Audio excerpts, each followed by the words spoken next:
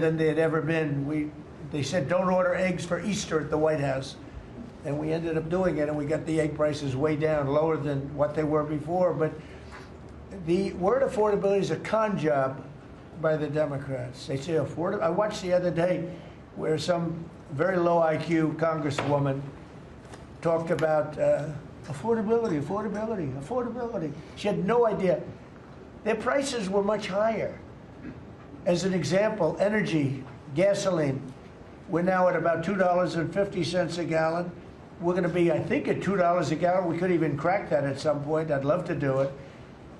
And we could do it more easily if we weren't building up the strategic national reserves, which Biden emptied out before the election so that he could try and get elected, meaning he started it, then he got thrown out of the race. Then she took over and she kept it going, and they emptied out these strategic national reserves, which are really meant for something else. They're not meant to keep people happy with their gasoline price. They're meant for war. They're meant for problems, big problems. He emptied it out, and then she continued it during the process of trying to get elected. Didn't work out too well for him. And they virtually brought it down to the lowest level, I believe, in history. And it didn't have much of an impact because the prices were very high. But our prices now for energy, but for gasoline, are really low. Electricity's coming down. And when that comes down, everything comes down. But the word affordability is a Democrat scam. They say it, and then they go into the next subject. And everyone thinks, oh, they had lower prices. No, they had the worst inflation in the history of our country. Now, some people will correct me, because I always love to correct me, even though I'm right about everything. But some people like to correct me, and they say 48 years. I say it's not 48 years, it's much more. But they say it's the worst inflation that we've had in 48 years. I say ever. But whether it's 48 years or ever, it's pretty bad. We had the worst inflation that we've ever had. Since last January, we've stopped inflation in its tracks. And there is still more to do. There's always more to do, but we have it down to a very good level. It's going to go down a little bit further. You want to have a little tiny bit of inflation. Otherwise, that's not good either. Then you have a thing called deflation. And deflation can be worse than inflation. But we have it almost, we'll soon be at a perfect level, but we inherited the worst inflation.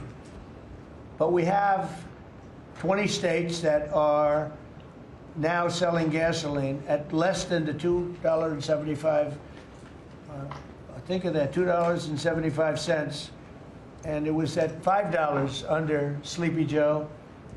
Grocery prices are down with the cost of Thanksgiving turkey this year down 33%. It was lower than 33% lower than under the Biden administration. Egg prices are way down 86%, thank you. And mortgage rates, despite the fact that we have an incompetent chairman of the Fed, a real dope, who should reduce rates. I saw even Jamie Dimon said he should be reducing rates. I never saw Jamie Dimon say that. I wonder why he said that. But he really said it because he's right.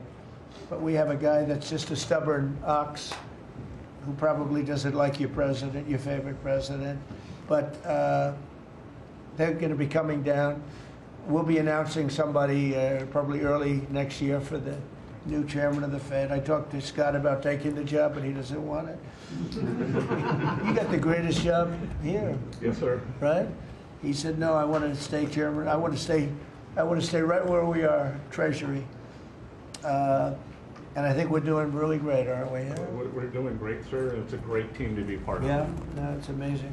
Under my executive order to lower prescription drug prices, which I think is the single biggest thing we've ever done that nobody writes about because you're fake news. I've made unprecedented deals along with Bobby and Oz and all of the people that work on it. A lot of people that you wouldn't even think work on it, but they do, to slash drug prices by 200%, 300%, 400%, 500%, 600%, 700%, 800%.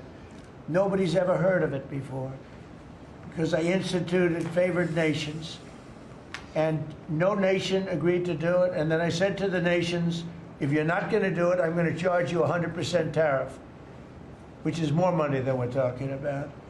And they said, sir, we'd love to do it. Please, we would be honored to do it.